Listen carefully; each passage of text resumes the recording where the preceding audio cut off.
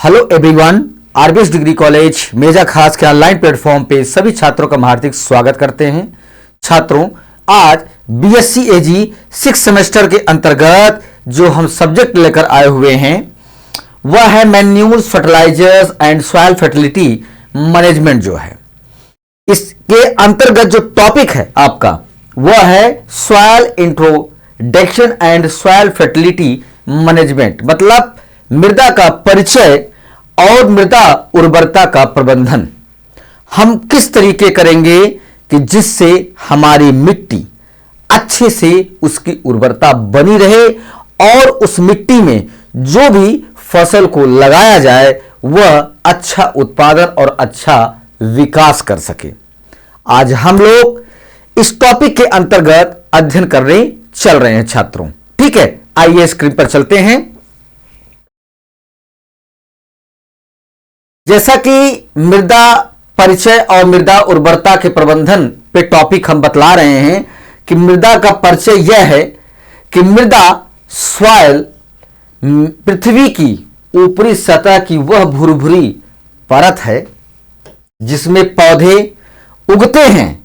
यह चट्टानों के अपक्षय वेदरिंग की प्रक्रिया, मतलब जो बड़े बड़े चट्टान हैं उसमें हवाओं के द्वारा, पानी के द्वारा और किसी अन्य जो है कारणों के द्वारा उसे रगड़कर उसके समतल एरिया में उनके कणों का जमने की प्रक्रिया जो होती है उसी को हम सॉइल कहते हैं, जिसमें वेदरिंग का अपक्षय की सबसे बड़ी भूमिका होती है। जलवायु है जीव जंतुओं, स्थलाकृत और समय के दीर्घकालीन प्रभाव से बनती मृदा केवल धूल या मिट्टी नहीं होती छात्रों, बल्कि यह खनिज कणों, कार्बनिक पदार्थ, ह्यूमस, जलवायु तथा सूक्ष्म जीवों का संतुलित एक मिश्रण होता है। ठीक है, संतुलित मिश्रण होता है जो कृषि उत्पादन के दृष्टि से मृदा का अत्यंत महत्वपूर्ण प्राकृतिक संसाधन जो है हमें उन दायरों तक पहुंचाता है, उन परतों तक हमें पहुंचाता है। ठीक है, तो ये सॉइल का एक इंट्रो है, एक परिचय है छात्रों कि हमारा सॉइल किस तरीके और किन परिस्थितियों में सॉइल का निर्माण होने की प्रक्रिया प्रारंभ होती है। ठीक है, फिर उसके बाद जिसमें उस मृदा के अंदर कौन कितने घटक पाए जाते हैं उसे हम बतला रहे हैं कि जैसे मृदा के घटक हैं खनिज पदार्थ। ठीक है, जो कार्बनिक पदार्थ हमारे उस मिट्टी के अंदर विद्यमान होते हैं या सम्मिश्रण होते हैं उनका जो परसेंटेज है 45%। बालू, दोमट, चिकनी मिट्टी आदि जो है उसमें आपके 45% खनिज पदार्थ पाए जाते हैं। फिर उसके बाद कार्बनिक पदार्थ जो कि 5% पाया जाता है, जिसमें सड़ी गली वनस्पतियां एवं जीवाश्म ह्यूमस जो है एक तरीके से विद्यमान होते हैं। फिर जल है जो 25% है। ठीक है, यह पौधों के लिए पोषक तत्वों को घुलन के माध्यम से पौधों को प्राप्त होता रहता है। फिर आता है वायु, यह भी 25% है, जड़ों और सूक्ष्म जीवों के श्वसन के लिए आवश्यक होता है। ठीक है, तो यह हमारे मृदा के घटक है छात्रों जो हमारे मिट्टी में सम्मिश्रण के रूप में विद्यमान रहती हैं। फिर आता है कि मृदा की जो परतें हैं, सॉइल इरोजन्स जो है, हाइड्रोजन जो है, सॉरी, ठीक है, तो ये क्या क्या उसमें उस परतों में बना रहता है। पहला, मृदा की जो सामान्यतः 4 मुख्य जो है परतें होती हैं, जो पहला संस्तर होता है वह ओरिजिन। ठीक है, तो जैविक अवशेषों की जो है ऊपरी परत पाई जाती है इस ओरिजिन में। ठीक है, फिर उसके बाद ए परत आता है। ठीक है, तो ये टॉप सॉइल होता है जो ऊपरी एक तरीके से यूटिलाइजेशन हम प्रयोग करते हैं। तो सर्वाधिक उपजाऊ भाग जिसमें ह्यूमस अधिक होता है। फिर आता है बी परत जो सब सॉइल होता है छात्रों, तो खनिजों का संचयन क्षेत्र होता है। फिर आता है सी परत जो है जो अपक्षयित मूल चट्टान होते हैं और इनके जो संस्तर ओ ABC के संस्तर हैं, ये एक तरीके से जो है एक दूसरे से जो है आच्छादित या परत के रूप में इनका निर्माण होता चला जाता है। फिर भारत की जो प्रमुख मृदाएं हैं, भारत की जो प्रमुख मृदाएं हैं उसे हम बतला रहे हैं कि भारत में विभिन्न जलवायु एवं स्थलाकृत के कारण कई प्रकार की मृदाओं का निर्माण होता है। जैसे अगर जहां पे छात्रों क्या कहते हैं लाल चट्टान पाई जाए, रेड जिसे रॉक्स कहते हैं, तो वहां पे जब अपक्षय की प्रक्रिया होगी तो वहां पे जो मृदा का निर्माण होगा वो भी एक तरीके से लाल जो है प्रक्रिया, एक लाल मृदा का रूप वहां पे आच्छादित होती है, प्रदर्शित होती है। ठीक है, फिर उसके बाद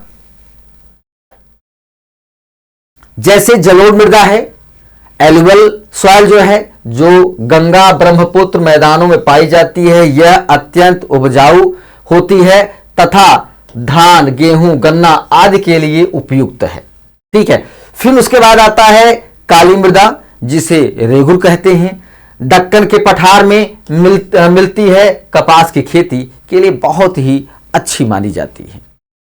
फिर लाल मृदा है, दक्षिण और पूर्वी भारत में पाई जाती है, इसमें लौह की मात्रा अधिक होती है।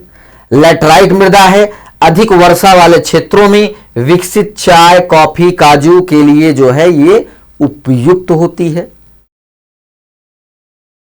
फिर आता है मरुस्थली मृदा, शुष्क क्षेत्रों में सिंचाई द्वारा उपजाऊ बनाई जा सकती है।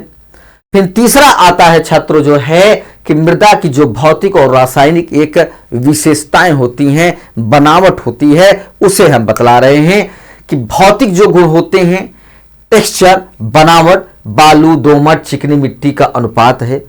संरचना है, स्ट्रक्चर है, कणों के समूह के द्वारा इनका स्ट्रक्चर बनता है। जल धारण क्षमता है, जो पानी को रोकने की क्षमता को अस्थायी रखता है। और छिद्रता, पोरोसाइट जो है, ये वायु की संरक्षण की जो है एक तरीके से आदान प्रदान करता है, जो आपके भौतिक गुण के अंतर्गत आता है। फिर आता है छात्रों आपका रासायनिक गुण, जैसा कि पीएच मान है, जो मृदा की अम्लीय और क्षारीयता की प्रकृति को बताता है। पोषक तत्व है नाइट्रोजन N, फास्फोरस, पोटास और सल्फर, जिंक आदि जो है। फिर आता है केटाइन विनिमय क्षमता, जिसे हम CEC कहते हैं, मतलब एक तरीके से विद्युत क्या कहते हैं संवाहन, जो मिट्टी के अंदर दौड़ता है, तो पोषक तत्वों को धारण करने की एक क्षमता यह प्रदान करता है। ठीक है, फिर उसके बाद मृदा की उर्वरता का अर्थ क्या है? मृदा की उर्वरता का अर्थ क्या है? मृदा उर्वरता आशय मृदा की उस दक्षता से है जिसके द्वारा वह पौधों को आवश्यक पोषक तत्व उचित मात्रा और संतुलन में उपलब्ध कराती है। उर्वर मृदा में पर्याप्त पोषक तत्व, जैविक पदार्थ, सूक्ष्म जीव तथा उपयुक्त पीएच होता है, जो हमारी मृदा की उर्वरता को दर्शाता है। ठीक है, फिर उर्वरता और उत्पादकता में अंतर क्या है? उर्वरता पोषक तत्वों की उपलब्धता करता है और उत्पादकता क्या है? उत्पादकता कुल उत्पादन, जो सिंचाई है, बीज है, तकनीक है आदि पर निर्भर करती है। फिर उसके बाद मृदा उर्वरता को प्रभावित करने वाले कारक हमारे जो हैं, जैसा कि जैविक पदार्थ की मात्रा, मृदा पीएच की मात्रा, सूक्ष्म जीवों की सक्रियता, फिर आता है सिंचाई एवं जल निकास की व्यवस्था, फिर फसल चक्र, क्रॉप रोटेशन जो है, इसको भी किसान अच्छे तरीके से अगर अपनाए तो उसकी मृदा हमेशा उसकी उर्वरता बनी रहेगी। फिर उसके बाद उर्वरकों का संतुलन उपयोग करना चाहिए। मृदा उर्वरता प्रबंधन जो है आप किस तरीके करेंगे? ठीक है, तो मृदा की उर्वरता को बनाए रखने एवं बढ़ाने के लिए निम्नलिखित बातों का हमेशा अपनाया जाना चाहिए और उसे समझना भी चाहिए जो है कि अगर हम अगली फसल ले रहे हैं तो वहां पे हम अपने जो है मिट्टी परीक्षण जरूर कराएं। जैसा कि जैविक खादों का उपयोग करिए आप, गोबर की खाद है, FYM कंपोस्ट है, हरी खाद है जैसे कि ढैंचा आपका है, इनका प्रयोग करिए जिससे आपकी मृदा की उर्वरता का अच्छे तरीके से प्रबंधन हो सके। वर्मी कंपोस्ट है, ये खादें मृदा की संरचना को सुधारती हैं, जल धारण क्षमता को बढ़ाती हैं तथा सूक्ष्म जीवों की सक्रियता को करती हैं। मतलब उसमें जीवों की उपयोगिता को बढ़ाती हैं और वो उस मिट्टी की उर्वरता को लगातार वृद्धि करती रहती हैं। फिर रासायनिक उर्वरकों की संतुलन का उपयोग है, नाइट्रोजन है, फास्फोरस है, पोटास है, डीएपी है, एमओपी है, इन सब चीजों का प्रयोग किया जाता है। फिर उसके बाद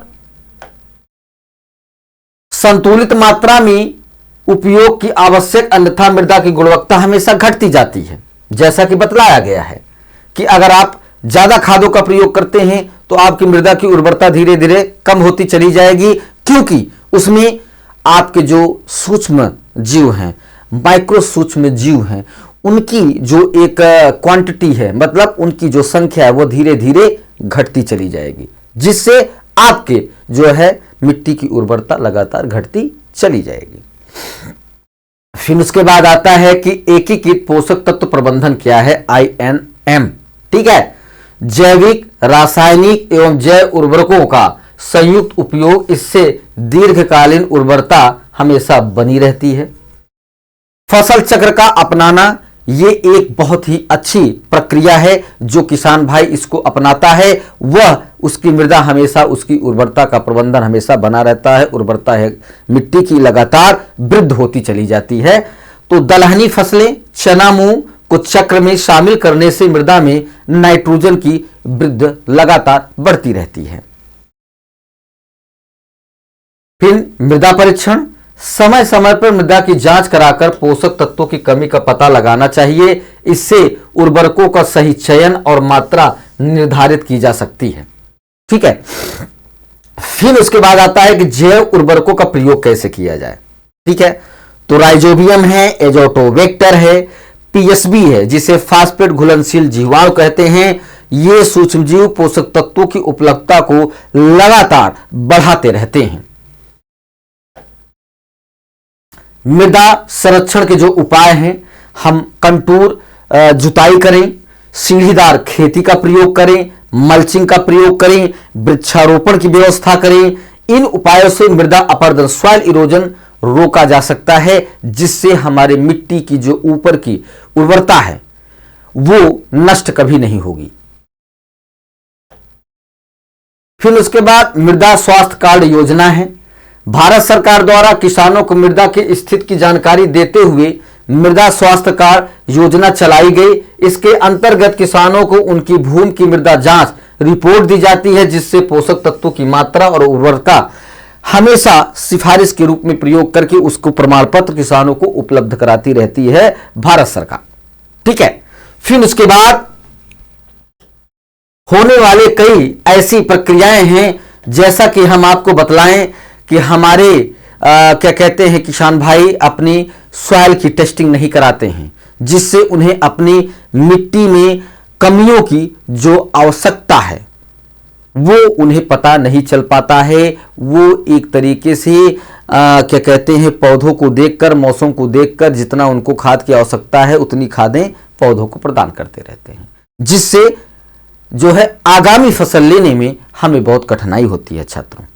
ठीक है, यहां पे ये टॉपिक आपका समाप्त होता है। अगली टॉपिक के साथ उपस्थित होंगे। सभी छात्रों को धन्यवाद।